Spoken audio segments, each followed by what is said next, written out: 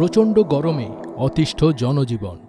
দেশের সর্বোচ্চ তাপমাত্রা ছাড়িয়েছে ৪১ ডিগ্রির সীমানা। দাবদাহে পুড়ছে দেশের বেশিরভাগ অঞ্চল। শিশু থেকে বৃদ্ধ সবাই হাঁসফাঁস করছে গরমে। এই গরমের প্রকোপের মধ্যেই সুসংবাদ দিল আবহাওয়া অফিস। আবহাওয়া অফিস জানিয়েছে যে আগামী ৫ দিন দেশের বিভিন্ন অঞ্চলে বৃষ্টি অথবা বজ্রসহ বৃষ্টি হতে পারে। এছাড়া আজ রাজধানী ঢাকাসহ ৫ জেলায় ঘণ্টায় সর্বোচ্চ ৬০ কিলোমিটার বেগে ঝড় বয়ে যেতে পারে বলেও জানিয়েছে আবহাওয়া অধিদপ্তর।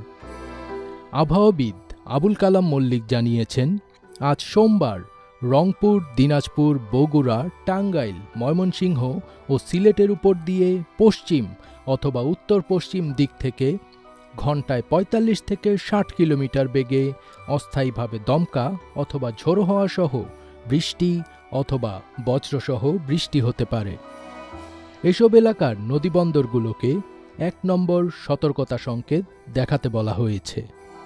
এদিকে আগামী ৫ দিন ঢাকাসহ দেশের বিভিন্ন অঞ্চলে বৃষ্টি অথবা বজ্রসহ বৃষ্টি হতে পারে বলে জানিয়েছে আবহাওয়া অধিদপ্তর।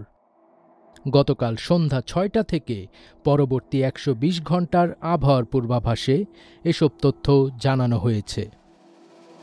এর মধ্যে আজ সোমবার সন্ধ্যা ৬টা পর্যন্ত ময়মনসিংহ ও সিলেট বিভাগের কিছু কিছু জায়গায় এবং রংপুর, রাজশাহী, ঢাকা ও চট্টগ্রাম বিভাগের ২-১ জায়গায় অস্থায়ীভাবে দমকা হাওয়া সহ বিদ্যুৎ চমকানো বা বৃষ্টি অথবা বজ্রসহ বৃষ্টি হতে পারে।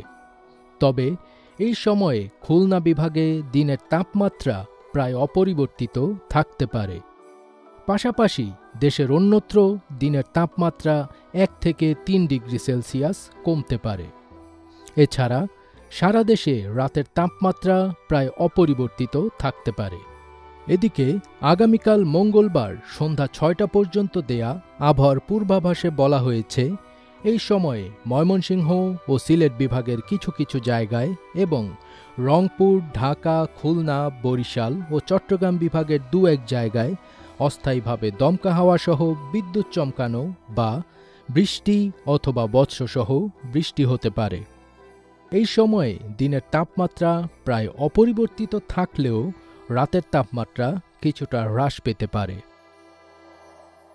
ফাজবির তাজ, ATN বাংলা।